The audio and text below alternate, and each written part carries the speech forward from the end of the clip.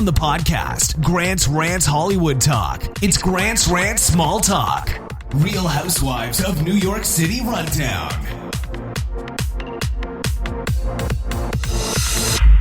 Let the ranting begin. We're here to discuss another episode of The Real Housewives of New York City. Thank God for this show. Really, it's season 12, episode 16, not very Merry-achi. Okay. Joining me to discuss this episode, Kirsty Moore, calling in from Australia. You know her from Reality TV and Me podcast, and now she's here with us. Welcome. Hey, how are you, my friend? I'm so happy to talk to you. It's been a minute. Yes, it has. I think it's been like 5 months that you've been on the podcast. Oh my God. But we That's talk. a while for us. We're friends. We talk. We do talk in between on the Instagram a lot.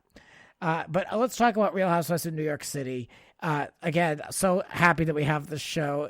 It's just so ridiculous. We open with this Angelo David salon with the Fortune Society spa day. I mean, this is here we go. It's like, it's a nice thing, but also it's a ridiculous thing. It's like a half dozen women show up. Like, how are they picked? How are they selected? Luann's walking around featuring bangs. Like, I can't. Those bangs. All right, I have to start there because I don't know what the actress's name is, but it's like she looked like that woman from Love and Marriage. You know, that old school show, Love and Marriage, Marriage. She looked exactly like that actress. She looked insane. And I love Sonia coming in and her being like, oh, what do you think of the bangs? She's like, no. No. She kept them on for a while, and then Dorinda later in the episode tries on some hair, and all I can think of now in this era of sharing germs, I'm like, ooh, why are they allowing these people to put on these wigs? They have to disinfect those now. I mean, you know, putting on a wig, I think even in a regular time is an odd thing to do, you know, and then put it back on a shelf for someone else to take up and put on. Like, sharing hair is it's like sharing a hat. Why?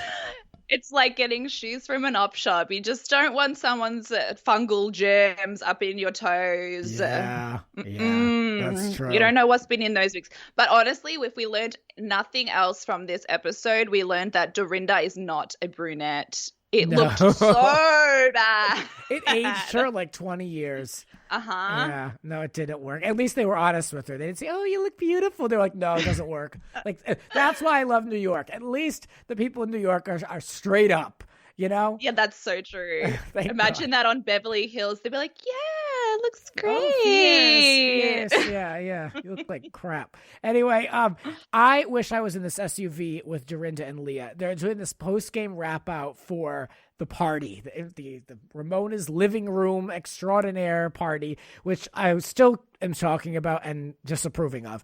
But I love this. Like, I do this with my grandmother, my mom, my sister. Every time we have a holiday, the next day we'll all get on the phone and we'll just rip it to shreds. So that's what these women were doing in the car. They were not about this party. What were your overall thoughts of the theme and Ramona's birthday, the coming out party and a living room? Her coming out party. I mean, girl, this was ridiculous. I mean, I did enjoy in the previous episode the countdown of her 60 to 70 to, I think, one point it was 100 friends. 100, yes. It like had a big jump there at some stage and they counted up to about 5. But she was out of control. To me, it's just so clear that she is painfully jealous of Leah. And Dorinda called it, you know, she's got the one thing Ramona can't buy, youth. And she's thin and she's beautiful and she's got youth on her side. And look, I'm jealous of Leah and she's 10 years my senior. So if I was Ramona, yeah, I'd be kind of feeling it too. Well, that's true, because even in this current episode alone, she discussed ageless being ageless. She, you know, the not needing, maybe wanting a man in her life. So yeah, I mean, really, age is the biggest thing, I guess, to someone like Ramona. I guess it really is. I mean, I don't really think about it that way. I just think, you know, like, you got to hustle in life. Nothing's going to come. It doesn't matter what age you're at. You can make anything happen for yourself. But, I mean, she's all hung up on the age. So, yeah, I guess that is why she doesn't like Leah after all. And because Leah probably has a good, you know what. You know? But I love that Dorinda she's slowly earning some points again in my life, because she lost a lot at the beginning of the season. But calling that Ramona that birthday party, a douche commercial, like, it was brilliant. I missed that, but I love it so much. I'm been taking notes. Yeah, look, Dorinda has lost a lot of credibility this season with me and a lot of the fans. She's just been so angry, which is what, everyone seems to be accusing everyone of being angry on this show right now, and everyone's accusing everyone of being an alcoholic. And look, they are all angry alcoholics. I'm just going to say it. Yeah, but that's a problem. That's kind of been their shtick for quite some time. Yeah. Yeah, it's like a real problem with the drinking, which we'll get into. But did you catch this? Did Ramona really ask every attendee of her party to send her $100 so she could buy a Gucci purse? This is what they said. This is what Dorinda said. She said that she asked for $100 for up front as a gift so she could buy that purse she rubbed in everyone's face. Oh my God. And maybe that's why it had to be 50, because she probably did the math on like the iCalc and was like, okay, if I have 50 people times 100, what can I buy scrolling on the Gucci app? Oh, that is psychotic. I love how she was flashing the purse in everyone's face, and Sonia was like, ugh. She hates it. I need to know this. This needs to be outed and exposed at the reunion. Andy, start to write it down on a note card from now, because we know if it's not on the cards, it'll never be asked. God forbid. Mm-hmm. So I need to know this immediately. So that was an interesting little tidbit. Now, Sonia is now becoming a liability, according to Ramona at this point in the episode. And Ramona's too disgusted to even discuss Leah. We cut to Leah. She's too disgusted to talk about Ramona. And she feels really singled out, which I get, I mean, Dorinda claims that, she also had glass in her foot, which was an interesting part. But I get why Leah feels singled out. I want to go back to that. Because, yeah, Sonia does get away with all of these shenanigans. And somehow it's all on Leah. This was completely ridiculous to me. And yes, like, Leah is being singled out. It's very obvious. I mean, when you look at Sonia's behavior later in the episode, and even at the party, she's standing on the table on top of a mirror, smashing it with her feet. Dorinda somehow ends up with glass in her foot, which I can imagine only happens if she's not wearing shoes. These girls are all absolutely wild, like humping each other in this dry orgy. Sonia has glass in her feet. She just doesn't know it. That's the thing. How could she not? I mean, she's literally on top of it. She would be the last to know. Yeah, she hasn't felt those feet in years. No. But I'm just, it's absolutely insane. And I can understand why Leah feels singled out. She is being singled out. Yeah. Ramona is attempting to talk to a former inmate when they arrived. Did you see this? She sat down next to her. Like, what is it? Like, what do you refer to it as? Like, I don't want to, like, did you, like, that's something I think you have to think of before you're going to discuss with somebody. Like, like, there's verbiage you can pre-create, pre-script without offending. What else happened? Then now all of a sudden she's all sympathetic and this fake concern about Sonia, and Sonia laps it up. I don't know why she just accepts Ramona for who she is, but I guess at this point she does. I mean, yeah, this was ridiculous. And her talking to that inmate as if she understood anything. I mean, the whole event was ridiculous. I mean, Luann at all standing there holding this event when she spent a single night in prison trying to relate to these poor women. Ramona, on the brink of tears as she's choked up, completely fake, talking to this girl. And Leah said it. She was right. She said, in the real world, Ramona wouldn't give these girls a minute of her time. It was really phony, and it was really disgusting, to use the word of the hour. Well, that's a great point.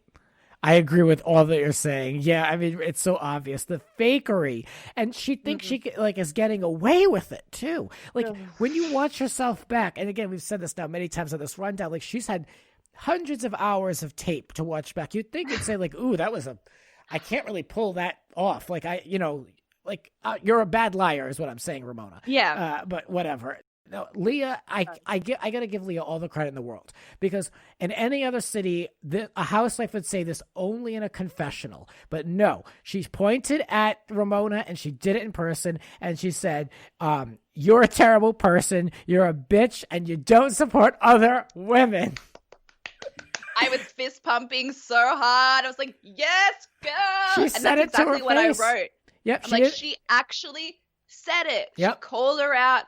And when she even said, she did say this in the Talking Heads, that she's gaslighting her. I'm like, yep, exactly. Perfect word. The hypocrisy of it all is absolutely ridiculous. And I'm so glad she said it. But Ramona's reaction literally pulled the Ramona of it all. Just turns her head and keeps talking quietly to Sonia as if nothing's going on. Infuriating. Can you imagine someone doing that to you? First of all, I love that the theme continues of you do not support other women. I love this, just the fact that this is even a theme in Housewives is like a joke to me at this point, because the whole idea, they're paid to be bitches, as my grandmother always says. They're paid to be awful people. So that's the barometer, I guess, of supporting women. Sure, it's like there's no value in that. In this show, there should be, but I mean, we don't see it. Then you never see a scene like this on Beverly Hills or OC with Leah standing there saying it like it is. Like she didn't have to think about it. She didn't have to wait for a one-on-one, a sit-down, a reunion. She didn't have to say it on Watch What Happens Live indirectly. She didn't tweet it. She just said it. I'm telling you, Leah is earning so many points with me. I really am being biased, but it's the truth. And, she pretends that, at this point, Ramona's pretending. She storms out of the room because Leah now has left. She pretends to show interest in the inmate's hairstyle. Oh, this was more phony to me than anything else. She even had to promote Ageless by Ramona. Exactly. And look, it was just the perfect scene or a little snippet to really put that exclamation mark on Leah's point and just be like, see, this is who Ramona is. She's fake, she's phony, and everything she does is for Ramona. Yep. Ageless by Ramona. Oh, please. I couldn't get over it. I was happy to see Century 21, though. At least we get to see part of the city, Sonia doing something. But I want to point out, Jacques, who is a friend of ours in the podcast world, he made a tweet today that all of these Sonia by Sonia Morgan outfits can be found on discount website wish.com, not under Sonia's name, under like some random like label, like I don't know, like they just like a slap on fake boutique label. So what are these clothes she's selling? She's not designing these clothes. I went through that with a fine tooth comb. Really? Every photo is flipped and they crop it just enough so that if you go and do like a reverse photo search in Google, it doesn't come up. Wow. They have one. Look, I don't know whether or not Sonia knows this is going on, because when she walked into that warehouse, her first thing was like, oh, I didn't know I had all these clothes. Like, these boys have done a great job. I think she is so clueless what's going on in that warehouse. But these clothes are stolen from some other shop online, Wish, Shein, all of these kind of cheap and nasty stores that I've refused to buy from ever since I bought them once, and they've come to me and they're like falling apart in my hands. True story. I ordered contact paper from wish.com. And my sister was like, why would you ever order that? I was like, well, I'm not familiar with Wish.com. I ordered that in the beginning of May. Today is July 31st. It has not arrived. So the fact that you're when it will come, honestly, it won't be contact paper. It'll be like Glad wrap or something, some kind of like, covering for your food, to microwave your food. Yeah. This is what Wish is. It's just so dodgy, and she's reselling everything for 4 times the price. It's absurd. Wow. I did see some pieces that were very Sonia, and I was like, well, that's great. I don't know if it's all a fraud or if I don't think she's in the know. I think you're right. I think it's like she signed a paper to put her branding and her signature on clothes. And it was like, great, like, here's the catalog, pick a few that you like. And I mean, you and I could probably do it if we had blue check Shall marks. we? I'm pretty sure she's going broke on it. I mean, we saw the numbers. Yeah. Now, Ramona took this time to say that she found out through friends that Leah is bipolar and mixing alcohol. Oh, boy. Really gross. Really this gross. Is disgusting and hits me on a personal level because I have bipolar, and this is not an exclusive. I'm very open with my mental health. Right. But she's first of all, we find out Leah's not even on medication, so that blows her theory out of the water. And second of all, you cannot announce somebody else's health issues on a public platform without consulting them first and asking if this is okay. It is so wrong. It is disgusting. Yes, I agree. There's no excuse for it. But that's Ramona. And I'm looking at the show and I'm like, I know people are calling for her to be let go, but Ramona keeps the show moving. And it's in the wrong direction, but I mean, she keeps it moving. I mean, what else would be going on? I have such a love-hate relationship with Ramona. I hate to say it, but I think she's essential to the show. It doesn't mean I like her or condone anything that she's been doing, but the story moves with Ramona. I agree, but she is getting that kind of Vicky Gunvalson vibe about her now. Like 100%. This is my show. 100%. Who are these young women coming in? You know, it's almost at that tipping point with all of the ladies that we've seen be kicked off recently that we thought we would never lose. She's at that tipping point. So next season, we'll have to wait and see if she tips over the edge. Yeah, no, it looks like it's going that way. We go from Newark, New Jersey to Cancun, and this looks like a beautiful house. They're all nice. I mean, you know, we don't have the privilege of staying there, so like, great. All right, it looks great. I mean, I'm not going to get anything out of it. But Ramona is instantly emotional because she wants to point out that her party was a celebration of her, and in front of 50 girlfriends, she had to pull down Leah's dress. And we see the flashback, and she did have to pull it down. I mean, it was exposed, but Leah was dancing, right? Mm. Yeah, look, that wouldn't have worried me at all, and especially, you know, that being her biggest concern. I mean, and like we discussed, everything that happened last time, like people could have actually been injured. I was pretty shocked by Sonia dancing on that mirror. You know, at least 7 years bad luck there, but then that's probably Sonia's life anyway. I just thought that's rude, that's ridiculous. Having a dance, having a bit of a bump and grind on the D floor, that's not hurting anybody. No, and we've seen Leah's ass before. I mean, it's a nice it's a good ass. What did you think of the comment that Sonia made about her chubby you-know-what? Stop. I knew you were going to say that. Oh, my God. Leah saying, I have come to expect this from Sonia at this stage. Yeah. I just think she doesn't shave it. We know that she doesn't shave it. We know that. And we know her gardens are grey. Oh, God. Oh, no. I think I know Sonia's vagina better than my own. At this point, yeah. There's some lame game show to determine which rooms people are going to. But Leah and Dorinda discussed that Ramona is gossiping about her having bipolar 2 disorder. We've talked about this. What is bipolar 2 exactly? I don't know. Look, I should know. Bipolar 1, I think, is the more extreme version. You have It basically just is the amount of cycles that you will have in a year or your lifetime. So bipolar 2, you'll have less cycles. As far as I can remember, last time I researched, I was diagnosed about 10 years ago, so I haven't looked into it.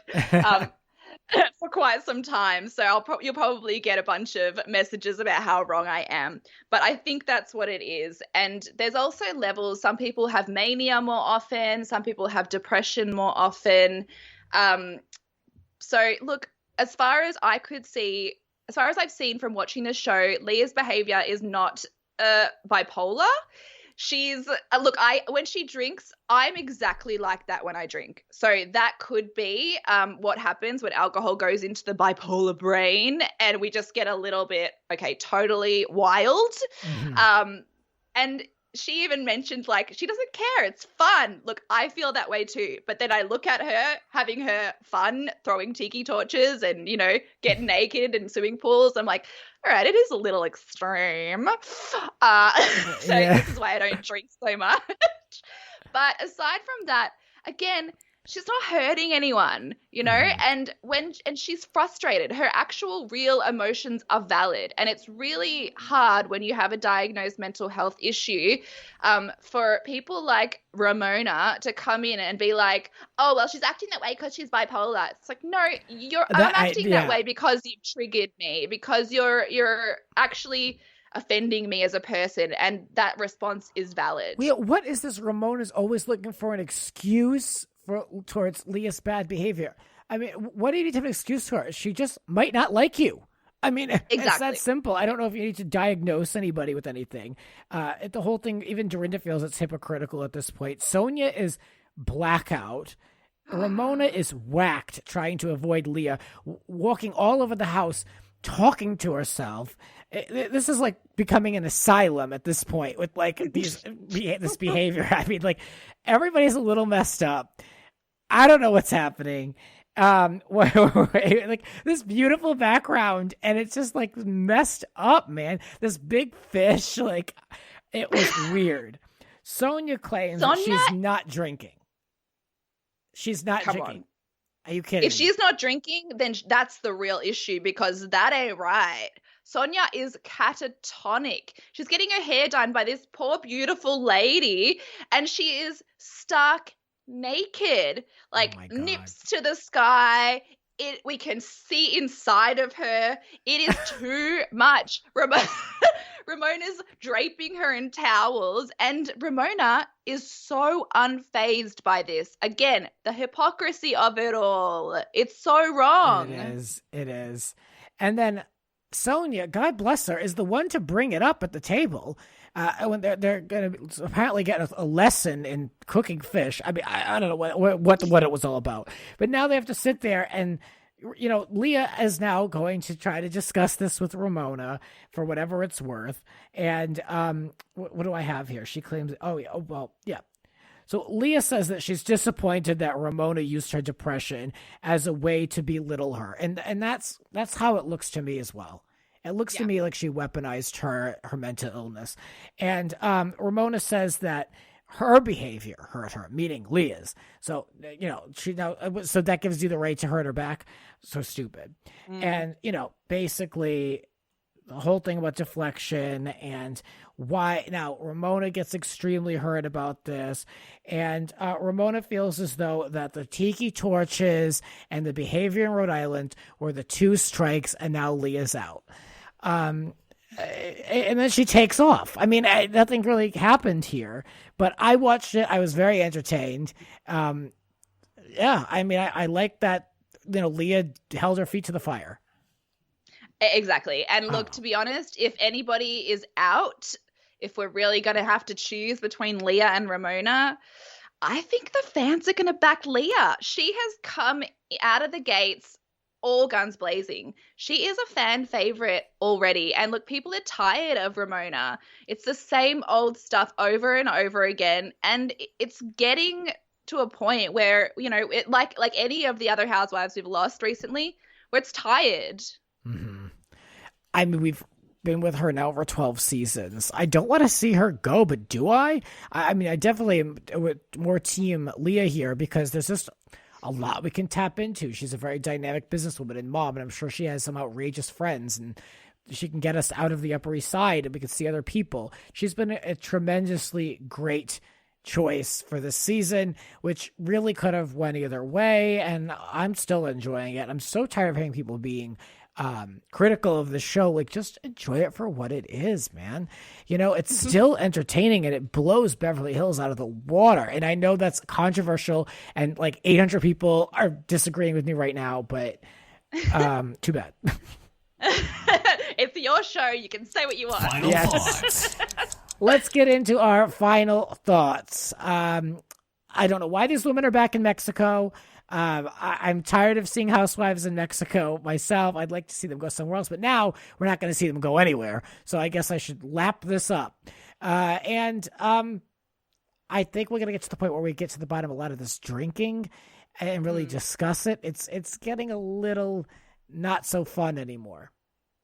Yeah, and I think that's what people are tired of when there is a little bit of a backlash with this season of RHONY, because it's the same kind of thing over and over again. It's, you know, Sonia, Dorinda, Ramona, Luann getting drunk and kind of making fools of themselves. And people are sort of like, oh, yeah, we've seen it all before. Me personally, I could watch that stuff all day. I could watch it for another 12 years.